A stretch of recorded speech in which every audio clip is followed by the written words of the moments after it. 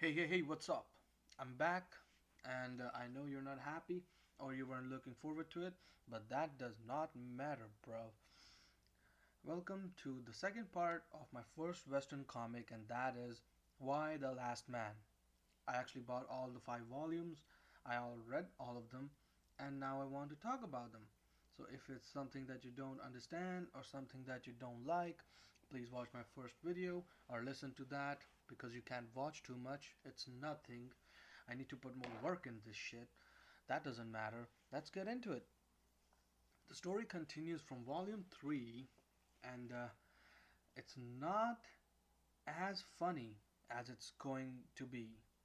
The story gets a little bit serious, a little bit darker from now on, with the major character introductions, a major factor that comes up in the stories that's more into family, more into sex, sexuality, and some likable characters too.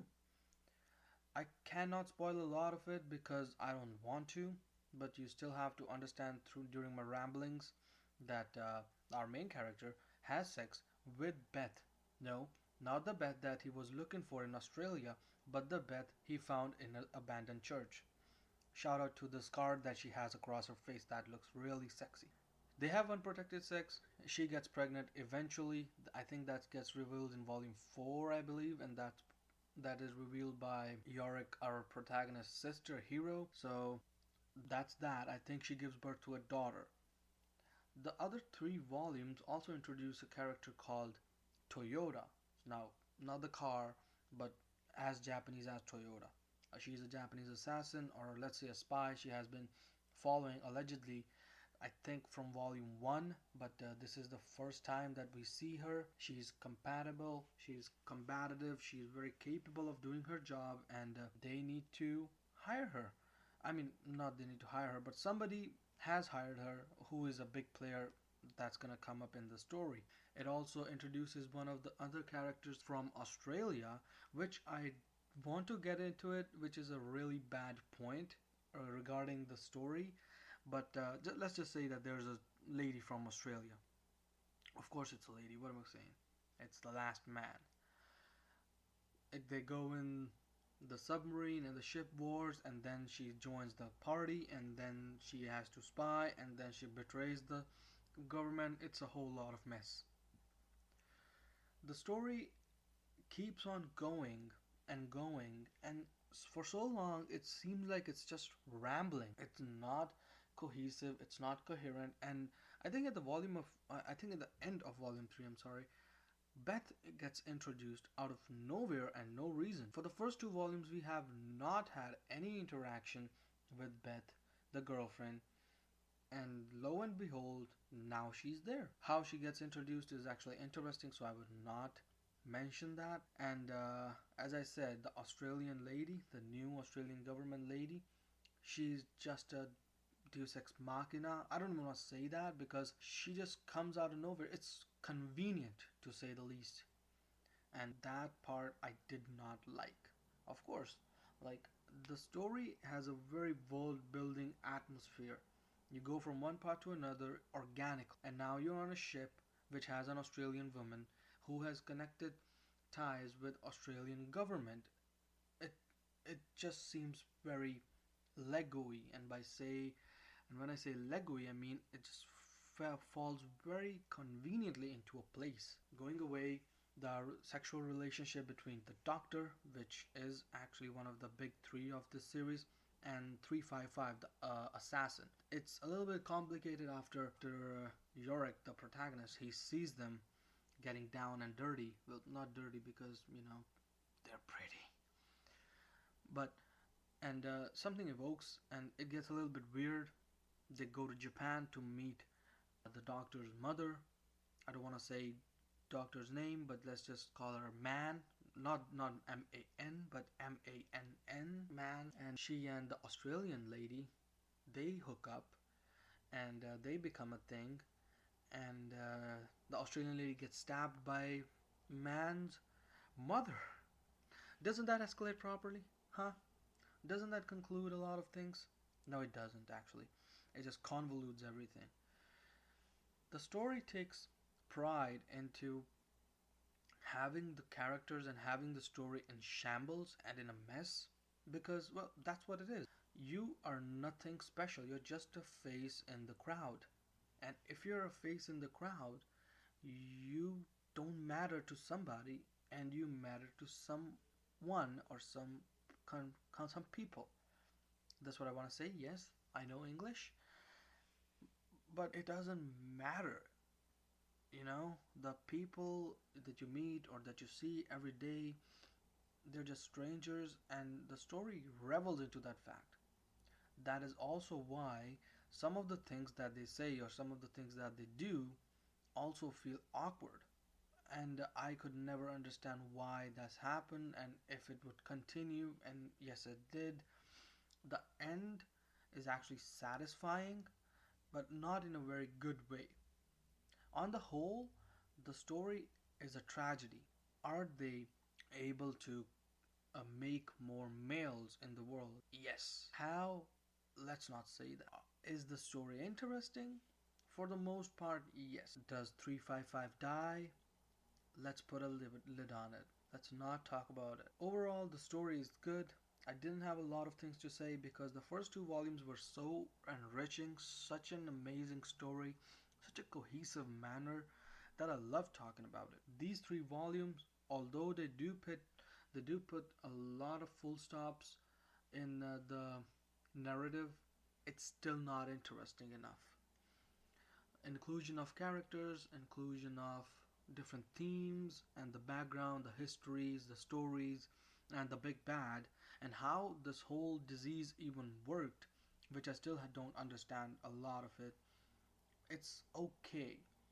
It's understandable. Okay, this happened. Like, there's a reasoning to it, but sometimes you don't have to give a reasoning to everything.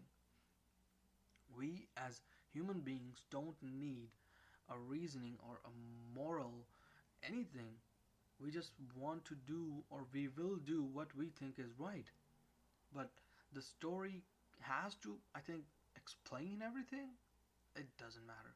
And I before I forget, the story pulls a big cliche at the end, like in the last book. Yorick has been lasting, longing for Beth for a long time, for like 4.5 volumes, and when she meets, I think she meets in Europe, I think in France, if I remember correctly. It has been like 2 weeks since I finished this book, so I don't remember all the details. So she meets, it's good, they have sex, and he gives her the ring that he has been holding on, you know, for what, 3 years now, maybe four. It's been a long time. It's been a long time coming. No pun intended. Actually, all the pun intended. And she cries. She breaks down. It's like a good, happy moment. She's overwhelmed with emotions.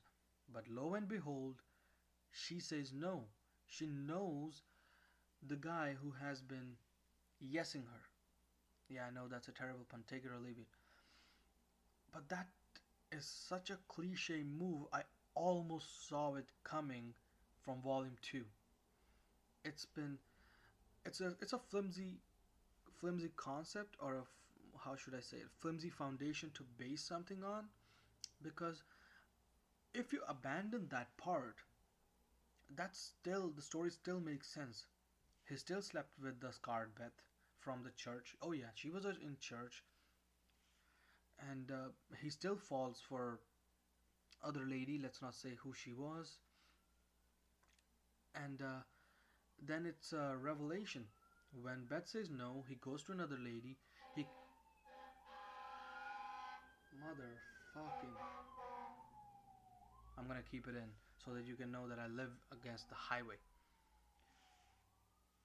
And going back to it, he confesses to the girl. They have a happy laughter, and then let's say something happens. I'm not gonna spoil it. And if you think that it's not interesting, don't listen to this. But you need to read this book. You need to read the original concept before I think the movie or the series is coming in like 2020.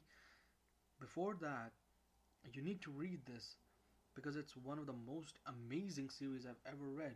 I'm not saying that it doesn't come without problems. They have problems, and it has nudity too, so it's gonna keep your visual treat going. But you need to keep this thing in mind that this is original, and anything that's gonna be adapted, they're gonna butcher it in one way or another. Overall, Why the Last Man was a costly thing. It cost me $26 for one book. That's more than $150. I don't want to do a math. It's like $155. So one and the same. You need to read this because you need this in your life. It's by DC Comics, but it's not superhero. The protagonist is not a guy with a cape. He's a guy with a straitjacket. That alone should pique your interest that he is an escape artist. The themes of depression, horror, and confusion are on peak, and they are explained really, really well, really, really carefully. And the favors that we do to each other or the way we let each other down is explained to the core. It's good. I should read it because I should. I'm gonna read it again. All right. And if you should read it, yes, you should. That's it for now. The part two is done. My recommendation: please read the book. I'll give it around a 7 out of 10. I don't even want to give it a rating because it's not as clear cut. It's a gray area. It's not a white knight type of situation. I don't want to spoil it a lot. And I know it's not interesting at all, but you need to take this in consideration that I'm doing this for you. Yes, I'm the savior. I'm the good guy here. The channel for the day is BB Key Wines. It's a Hindi humor channel. If you don't get it, it's all good. You don't have to follow him, but I really love him. And the song for the day is Elmax Kubrick. I cannot stress hard enough.